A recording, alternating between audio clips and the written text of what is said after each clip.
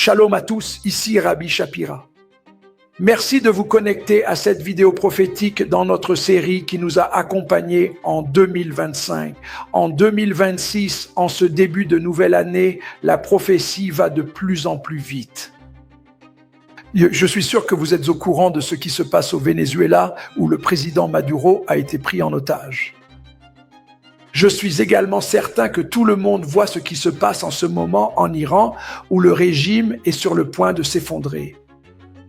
Je pense aussi que vous essayez de comprendre ce qui se passe. Je voudrais vous expliquer le lien entre ces deux événements et les considérer sous un troisième angle très important qui nous aidera à voir ce qui les relie. Vous voyez, il existe un lien entre le président Maduro et Khamenei que vous n'avez peut-être pas vu. Le livre de Daniel nous donne la réponse sur ce point. Je ne sais pas si vous avez vu la mise à jour, mais je peux vous assurer que le régime iranien va tomber. Mais avant de vous en réjouir et de crier victoire, vous devez comprendre ce que cela signifie. Lorsque le régime iranien tombera, et cette semaine, nous avons vu les informations concernant Khamenei. Et je cite le Times qui a dit que Khamenei envisage de fuir Téhéran et de se réfugier en Russie, à Moscou, avec ses sbires, si jamais l'administration venait à tomber. Il est très important que vous fassiez attention à cela. Khamenei est obsédé par sa survie et pour se protéger, il ira se réfugier en Russie. De même, Fiona Hill, qui est une spécialiste de la Russie, a fait un rapport sur ce qui s'est passé au Venezuela.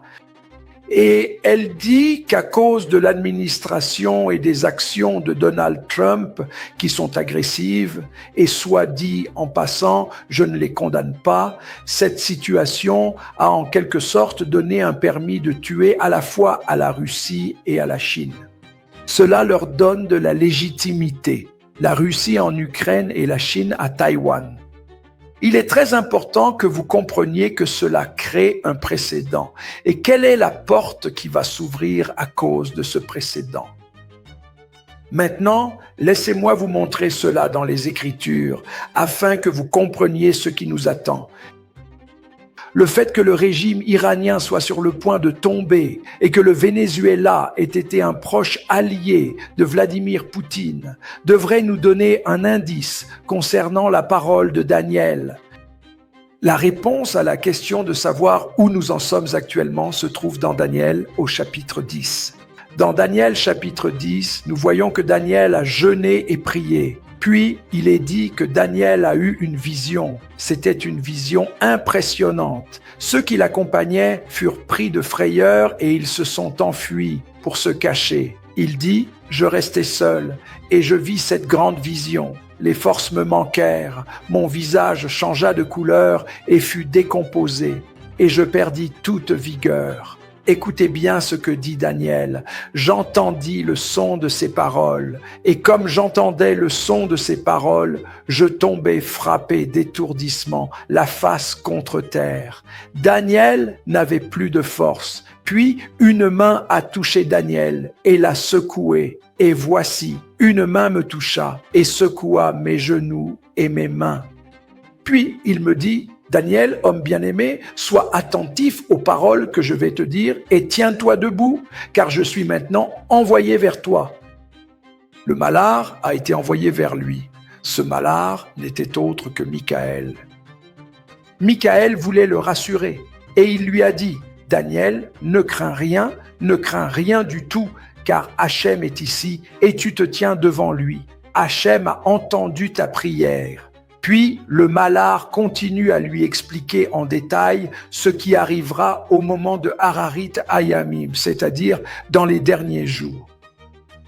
Daniel a vu la vision avant la venue du Messie. Mais qu'a-t-il vu exactement? Il y a un mot très particulier auquel nous devons vraiment prêter attention. Écoutons la description de cette vision. Le chef du royaume de Perse m'a résisté 21 jours. Réfléchissons un instant aux paroles de ce messager. Combien de jours Israël a-t-il combattu lors de la toute première guerre? 12 jours. 12 et 21 ont la même valeur numérique en Gematria, ce qui est incroyable. Mais voici, Michaël, l'un des principaux chefs, est venu à mon secours, et je suis demeuré là auprès des rois de Perse. Et il lui dit, ceci est une vision pour ces derniers jours. La guerre de 12 jours a eu lieu, 12 ou 21 jours, c'est la même valeur numérique. Mais as-tu remarqué quelque chose de stupéfiant dans ce verset? Il est bien connu que chaque nation doit faire face à un seul prince. Chaque nation a un sar, un seul. Peut-être ne sait pas ce qu'est le sar. Le sar, c'est une entité angélique ou démoniaque qui contrôle une nation sur la terre. Mais lorsqu'il s'agit de la Perse, il n'y a pas qu'un seul sar. Il est écrit ici, dans le texte hébreu, Malrei Paras, ce qui signifie les rois de Perse. Mais pourquoi le texte mentionne-t-il ces rois au pluriel? Mes amis, c'est là le secret et le mystère que je vous révèle aujourd'hui, et je vous en dirai plus dans mon prochain livre, Milremet Ha-Emuna. Et je veux que vous compreniez bien que l'hébreu utilise exprès le mot Malrei, les rois, car en fait il y a en réalité deux entités distinctes qui font partie de Paras, de la Perse, c'est-à-dire de l'Iran actuel. Et quel est le nom de l'autre entité spirituelle de Paras, de l'Iran? Le Talmud, dans la Guémara, nous en donne le nom en citant le chapitre 10 du livre de Daniel. Le chef du royaume de Perse m'a résisté 21 jours. Les chiffres nous révèlent les noms. Et je cite la Guémara. Ils ont alors amené Dubiel, l'ange ministre de l'Iran, et l'ont placé à la place de Baharikei. Gabriel, le messager divin, a servi fidèlement pendant 21 jours, comme cela est écrit dans les Écritures. Mais le prince du royaume de Perse s'est opposé à moi pendant 21 jours. Vous voyez, la raison pour laquelle on parle des sarim de la Perse, c'est parce que là-bas, il y a un autre sar. Ce sar a un nom. Et quel est son nom? Son nom est Dubiel, l'ours.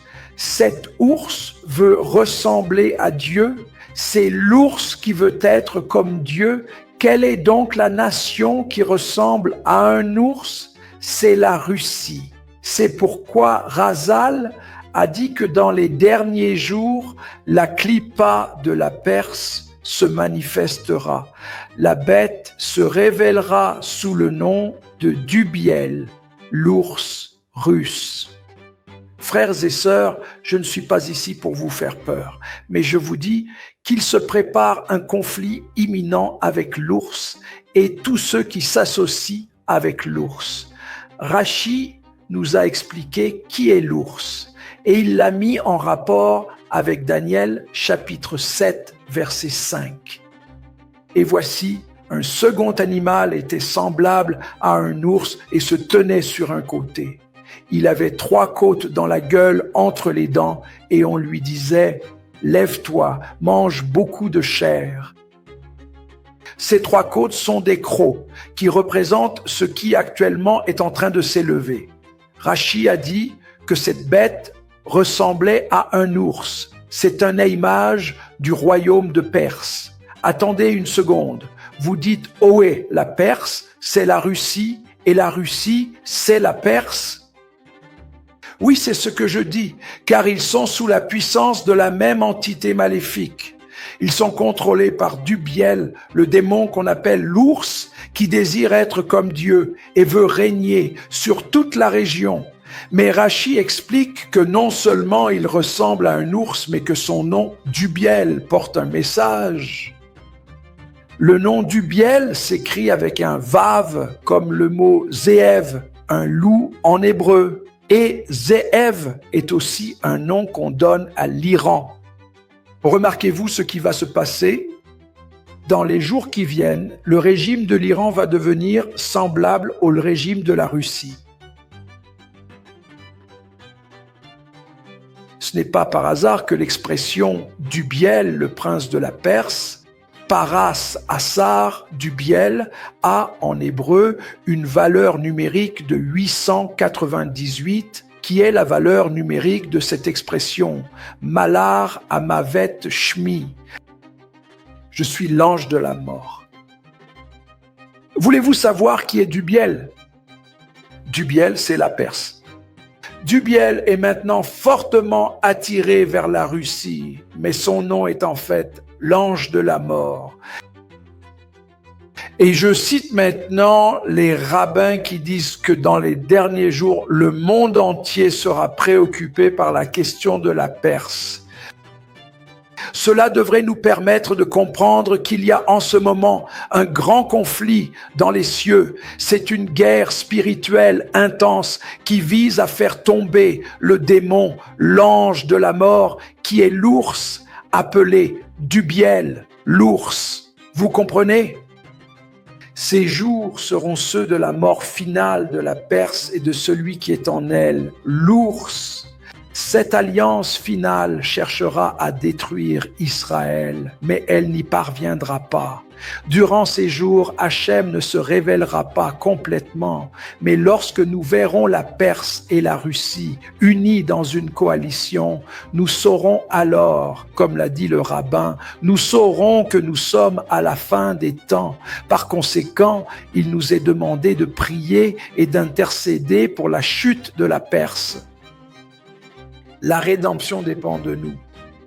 Lorsque la Perse tombera, Dubiel se lèvera et l'affrontement final commencera sous nos propres yeux. Prions aujourd'hui pour la chute du régime iranien afin que Dubiel se lève pour sa défaite finale devant le roi d'Israël, le roi Machiar, très bientôt de nos jours.